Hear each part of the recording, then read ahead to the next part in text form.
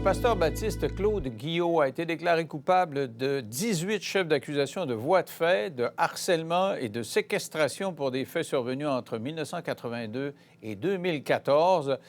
Lui qui était pasteur et qui corrigeait les enfants. C'était dans sa philosophie de dire, nous, la correction, c'est fondamental pour changer les comportements, mais c'était plus une correction ordinaire. On va en parler avec une de ses victimes, M. Marc Levasseur. Bonsoir, M. Levasseur. Bonsoir, M. Lévesque. Alors, vous l'avez connu comment, ce pasteur Claude Guillot, vous? Bien, mes parents étaient adhérents à l'Église baptiste évangélique de Victoriaville dès ma très petite enfance. Étant membre de l'Église, cette Église-là a décidé d'ouvrir une Église-école vers l'automne 1982. Moi, à l'âge de 4 ans, à partir de janvier 83, j'ai été envoyé dans cette Église-école-là. Et vous étiez tout petit, là, à ce moment-là. Et la philosophie qui était avalisée par l'Église baptiste était on corrige les enfants pour leur inculquer des valeurs. Oui, c'était dans la philosophie de l'Église, de l'utilisation de châtiments corporels, puis pas anodin, là, au moyen de bâtons, directement. C'était dans la philosophie de l'Église, c'était aussi dans la philosophie du programme d'éducation qui était utilisé à l'école, qui était un programme américain qui venait du Texas, ACE, Accelerate Christian Education, dont Claude Guillot, le pasteur de l'époque, Gabriel Cote-Noir, puis un autre pasteur enseignant, ont été se faire former au Texas avec ces méthodes éducatives-là, qui incluent des châtiments corporels au moyen de bâtons. Là. Il y avait des bâtons, puis il y a aussi d'autres punitions assez épouvantables. Les jeunes pouvaient passer une journée de 8 heures à 10 heures le soir, debout, collés au mur, pas le droit de bouger, plusieurs journées d'affilée. Oui, cette réalité-là a été connue dans la deuxième école, dans l'école qui a eu lieu à Québec, plus que dans celle de Victo. À Victoriaville, on a des histoires que j'ai eues de certaines victimes où ils ont été isolés dans des locales, isolés même à noirceur, dans des locales, des très jeunes enfants d'âge maternel, isolés pendant des heures à noirceur. Du debout comme tel à Victoriaville, j'ai pas réellement entendu ça, mais il y avait plusieurs formes de châtiment pas très orthodoxes, non. Donc, il vous faisait mal et on disait que ça faisait partie, là, on donne des coups, puis on donne des coups, ça fait partie de l'éducation. Mais vos parents adhéraient à ça aussi? Les parents étaient au courant de la façon de fonctionner à l'intérieur de l'école ou c'était plus dur que ce qu'on disait aux parents? C'est dur à dire actuellement qu'est-ce que les parents étaient conscients ou pas conscients. Euh, Tout le monde le savait, c'est dans l'Église, parce que c'était quelque chose, premièrement, les châtiments corporels au moyen de bâtons étaient quelque chose qui était enseigné du haut de la chaire dans les prédications, des enseignements du dimanche et autres. Fait que c'était pas quelque chose qui était inconnu. D'après moi, c'est une des raisons pourquoi ces choses-là ont duré aussi longtemps et que ce gars-là a passé un peu en dessous des radars dans cette organisation-là. Euh, Maintenant, les parents, est-ce qu'ils étaient conscients pleinement de l'ampleur des choses? Il y a plusieurs parents qui ont dit en cours ne pas avoir réalisé jusqu'à quel point ça allait, dont mes parents, des parents de d'autres victimes, que quand ils n'ont eu conscience, ils ont porté des plaintes à l'interne au pasteur en chef à l'époque, qui était Gabriel Cote-Noir. Mais Mais ça reste que, je veux dire, la notion de châtiment au moyen de bâton était une pratique uniforme. Parce que dans les rapports des journaux que j'ai vus là, qui ont assisté aux audiences, il y a entre autres une famille, le père a signé un papier où c'était écrit spécifiquement qu'il donnait le droit à la correction à l'autorité du collège. Il pouvait battre les enfants, c'était inscrit là, sur un contrat. Oui, effectivement. Mes parents, entre autres, ont signé un papier Ouais. qui autorisait l'école à me frapper à coups de bâton. Et est-ce qu'il le regrette aujourd'hui? Avez-vous gardé des liens avec vos parents ou? Les liens avec les parents, les relations avec les parents, moi, pour ma part, ont toujours été difficiles. C'est toujours parfois difficile. Mes parents regrettent énormément, comme énormément de parents actuellement, avec les années, le recul, c'est quelque chose même que je discutais avec des victimes là, en fin de semaine. À quel point actuellement il y a des malaises, puis les parents vivent énormément de culpabilité de ce qu'eux peuvent avoir fait et de ce qu'eux ont laissé faire aussi.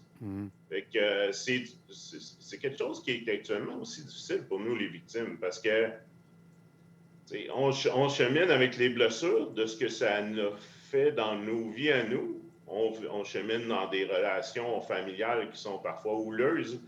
Puis on voit les émotions que ça produit chez les gens de nos familles. C'est pas évident. Est-ce qu'ils sont restés baptistes, vos parents ou les autres parents?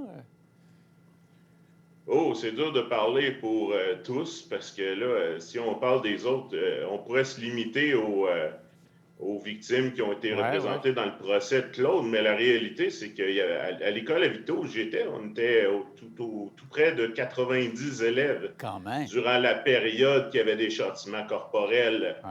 Fait que 90 élèves, on calcule que au moins la moitié ont reçu des châtiments corporels, pas tous de la même ampleur, et c'est très différent pour certains.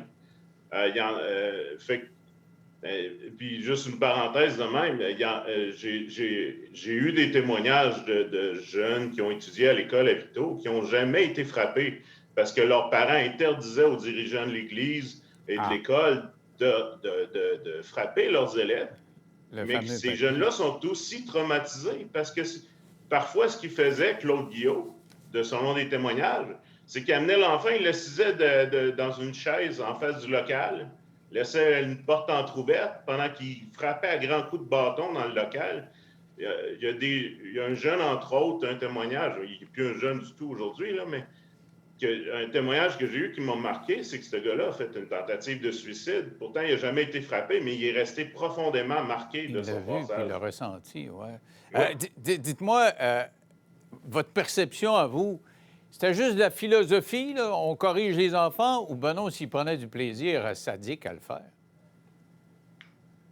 Oh, je crois que c'est un personnage qui sera étudié au niveau mental. Prendre du plaisir, j'aurais tendance à croire que oui, parce qu'il prenait plaisir à nous voir souffrir lorsqu'on était en cours. Je ne peux pas me souvenir, moi, de la période de l'école s'il prenait du plaisir à nous frapper. Ce que je sais, c'est qu'il perdait les pédales. Dans un de mes souvenirs, clairement, d'habitude, c'est un homme qui est très, très contenancé, rigide. Et là, tout d'un coup, il devenait explosif. Est-ce qu'il prenait vraiment plaisir à nous frapper? Mais vous dites en cours, il prenait plaisir. Qu'est-ce que vous voulez dire? C'est qu'il entendait des témoignages puis il n'avait pas l'air de regretter son coup? Ou... Bien, à plusieurs reprises, durant les contre-interrogatoires, principalement, son avocate qui a engagé est une avocate qui a un style très particulier, qui s'amuse beaucoup dans ses contre-interrogatoires, en longueur. Puis notamment une des victimes où ce qui faisait jouer des vidéos, où ce que cet enfant-là est un enfant, ou ce qui est en grande souffrance. Des vidéos qu'on a vues dans des médias circulés. Il faisait jouer à répétition ces vidéos-là ou montrer des photos, puis ce qui fait soulever énormément de souffrance parce que tu te revois enfant, tu te revois... c'est extrêmement douloureux. Pendant ce temps-là, M. Guillot, en pleine salle de cours, avec un grand sourire, il prenait plaisir à... Si on dire que plus qu'on souffrait, plus que cet homme-là, il trouve ça drôle. Oui. Qu'est-ce que ça vous fait de savoir qu'il va... il est coupable, il va éventuellement aller en prison. Est-ce que ça aide à la réparation? Qu'est-ce que ça va faire dans votre vie? La réparation, je ne vois pas, moi, personnellement, en quoi le fait que cet homme-là va en prison va aider ma réparation. La poursuite au civil, est-ce que s'il y a un dédommagement, là? La poursuite au civil, oui. D'un sens, l'argent, non. La poursuite au civil, par contre, pour nous, c'est comme le début du vrai procès pour les victimes de Victo, principalement.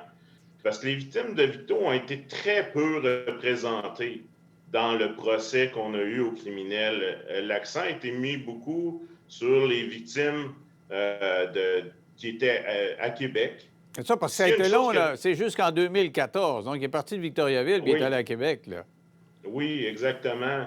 S'il y a une chose qui est très soulageante du procès criminel actuellement, c'est vraiment cette notion-là où nous, on sait que ce gars-là, il ne fera plus de tort à des enfants. En tout cas, il va être très restreint dans sa capacité maintenant de pouvoir faire d'autres victimes. Ça, pour cette notion-là, le procès criminel, c'est notre très, très grand soulagement. Le procès au civil, pour nous, principalement pour les victimes de Victo, c'est le seul procès qui représente l'ensemble des victimes. Comme j'ai dit, on était 90 élèves là-bas. Il y en a plusieurs qui ont fait des dépositions en police. Par contre, comme vous avez vu, le procès, c'était un monstre colossal de preuves, un monstre colossal de témoignages. Ça a été d'une longueur épouvantable. Ah, ouais. Ça a été des années.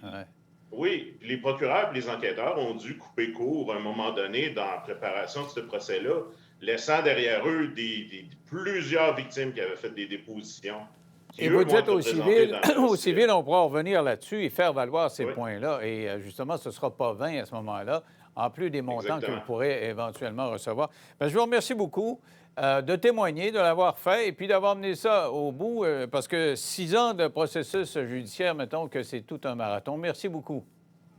Merci beaucoup. Au revoir. Bonne chance. Restez là au retour. Je reçois Sarah Maud Desgagnés et Julien Charbonneau, qui sont les éliminés de Star Academy. Comment ils se sentent moralement et comment ils voient la suite des choses dans 3 minutes après la pause.